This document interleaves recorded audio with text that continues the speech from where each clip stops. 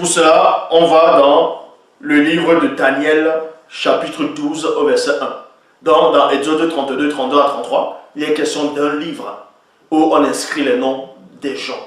Et ces gens, est-ce que, bon, admettons que le livre de vie soit là, est-ce que c'est le nom de toute personne qu'on retrouve dans le livre de vie?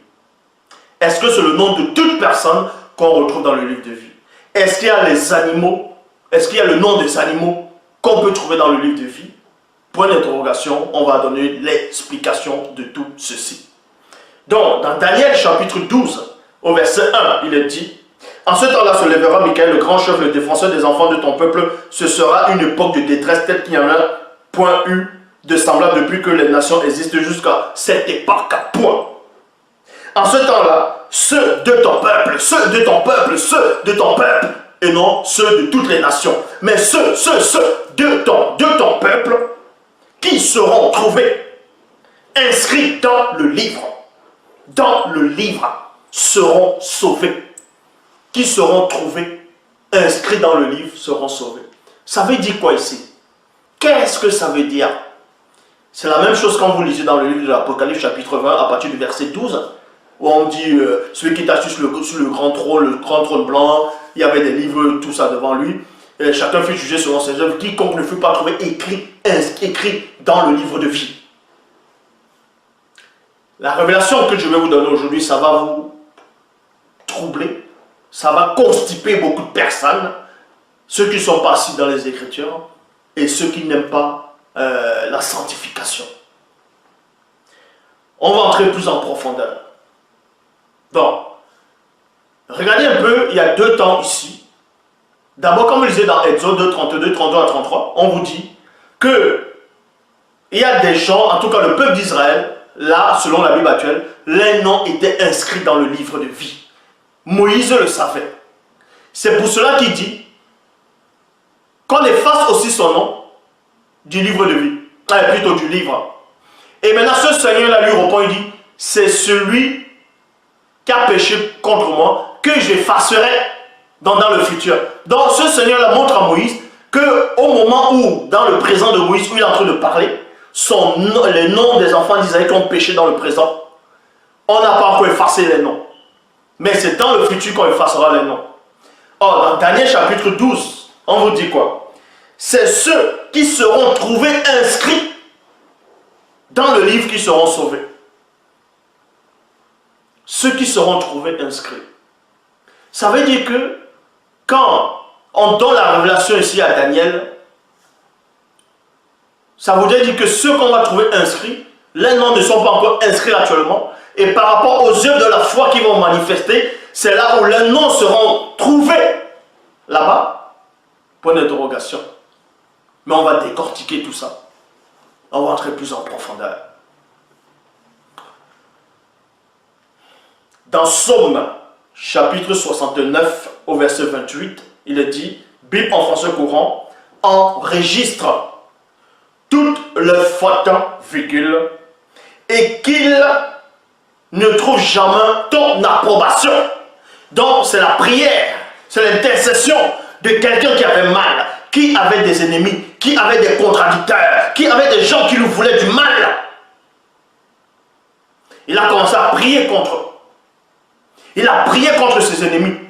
Et remarquez ici, vous allez comprendre quelque chose. Vous allez comprendre quelque chose. C'est pour cela que tout dépend où on se place. Donc, dans le livre de Psaume, il y a cet homme-là qui prie. Pour qu'on puisse, il prie contre ses ennemis. Et dans la suite, on dit quoi? Enregistre-les, enregistre toutes les fautes, virgule, et qui ne trouve jamais ton approbation. Donc on va enregistrer les fautes où? Forcément, il y a un registre, un grand manuel, pas forcément cosmique, mais spirituel. C'est pour cela, comme vous le lisez dans Malachie, chapitre 3, verset 16, Bible, parole de vie, il est dit, alors ceux qui respectent le Seigneur se sont parlé les uns des autres, point. Et le Seigneur les a écoutés avec attention. Donc, voilà. On a écrit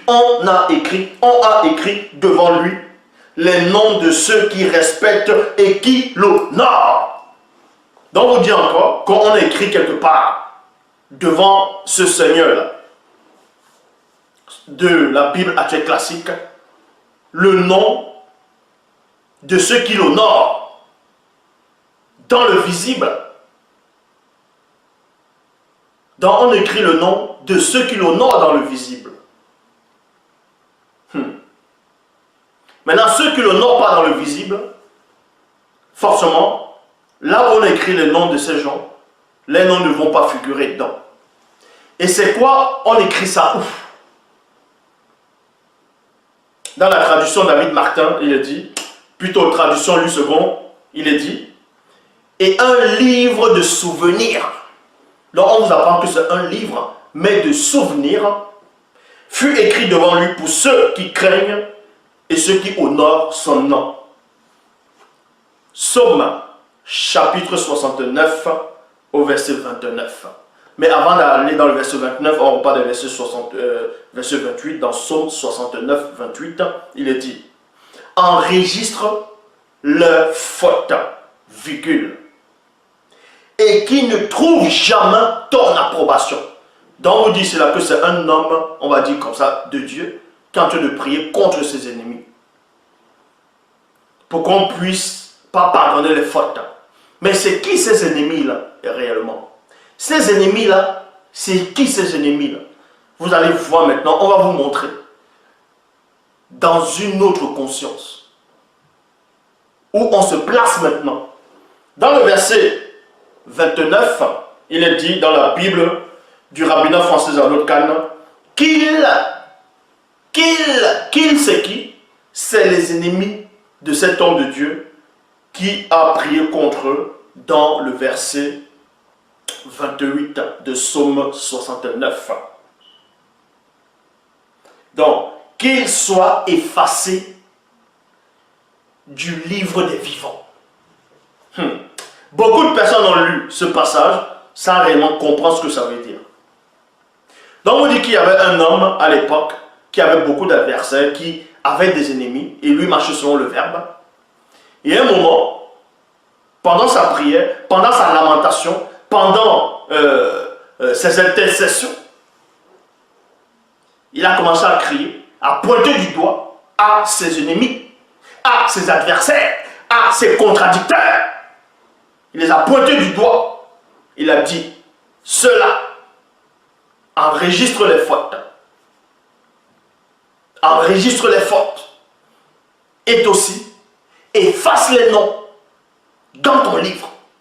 Mais comment cet homme savait que ses ennemis aussi avaient des noms, les noms dans le même livre où cette personne qui est en train d'intercéder, lui aussi son nom figure là-bas dedans? Comment il savait ça? Bon, admettons, il a su ça spirituellement. Mais comment se fait-il alors que le nom de leur ennemi, le nom de ses ennemis, se trouve néanmoins dans le même livre spirituel, un livre des justes, le livre de vie, on va dire comme ça, dans Psaume 69, au verset 29, il est dit qu'il soit effacé du livre des vivants. Ici, là, vous voyez, c'est le livre des vivants, virgule, et que parmi les justes, il ne soit point inscrit. Bible parole de vie, efface le nom du livre des vivants, virgule, et les compte parmi ceux qui tombent. Non, qui t'obéissent. Qui t'obéissent. Donc, on va un peu donner l'explication de tout ceci, le résumé de tout ce que je suis en train de vous dire. Premièrement, il y avait une seule race, la race noire, au départ. Donc, parce que le premier homme, quand vous lisez même dans Genèse chapitre 2, verset 7, dans la traduction Abbé Fillon, le Seigneur Dieu forma l'homme du limon de la terre, on sait que le limon est noir. J'ai déjà démontré tout ça, que tous les prophètes, les saints, les patriarches, les prophètes, les apôtres, c'était tous des noirs. Bon. Quand on a manifesté le premier homme, c'est-à-dire Moto, dont certains l'appellent Adam, mais son vrai nom c'est Moto et c'était un noir, et ensuite il a eu le désir d'avoir une compagne. on l'a façonné et manifesté une femme noire. Ils ont eu des enfants après la chute. Mais toujours est-il que la race noire est issue d'eux, selon le visible. Et à cette époque, tous ceux qui étaient nés, écoutez attentivement la révélation, écoutez très attentivement, tous les noirs, selon cette époque, et même jusqu'au temps de Moïse, et même dans les Psaumes où on est en train de parler, tous les noms des noirs, tous les noirs sont inscrits dans le livre de vie. Est-ce que vous comprenez? On va aller tout doucement. On va aller tout doucement. Tous les noms sont inscrits dans le livre de vie. C'est la raison pour laquelle, quand vous voyez les enfants d'Israël dans Exode 32 à 33, ont commencé à faire du n'importe quoi. Ils désobéissaient tout ça. Bref, ils étaient rebelles. Moïse dit, efface aussi mon nom dans ton livre. Et là, ce Seigneur l'a dit, c'est celui qui péchera contre moi que j'effacerai. Donc, ça veut dire que ces enfants d'Israël, leurs noms étaient déjà inscrits dedans. Mais vu qu'ils ont péché, on doit effacer les noms, mais dans le futur. On va entrer plus en profondeur par rapport à ça après. Maintenant, autant dans les livres de Psaumes, c'est ce patriarche qui prie, qui intercède, qui accuse ses ennemis, puisque l'ennemi c'est quoi? Puisqu'ils sont contre un homme qui marche selon le verbe, donc et Christ dit, celui qui n'est pas avec moi est contre moi. Donc ceux-là, les adversaires étaient déjà contre cet homme qui est en train de prier. Donc ils étaient aussi contre le spirituel. Et c'est pour ça que cet homme dit, efface les noms dans ton livre. Ça dit que dès la naissance, les noms aussi est inscrit là-dedans.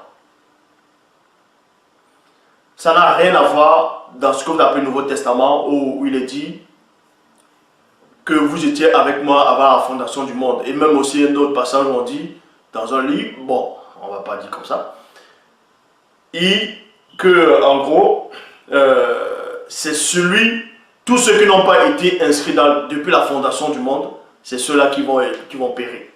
Donc, je dis bien, depuis Adam, celui qu'on appelle Adam, dont le vrai nom c'est Moto, depuis Adam à Noé, Abraham, Moïse, David, tous les noirs, les noms sont inscrits dans le livre de vie. Pourquoi? Parce que la révélation ici c'est quoi? Ève, c'est une femme noire. Ève était noire. Écoutez attentivement. Mais avant ça, dans Psaume 69 au verset 29, il est dit, efface le nom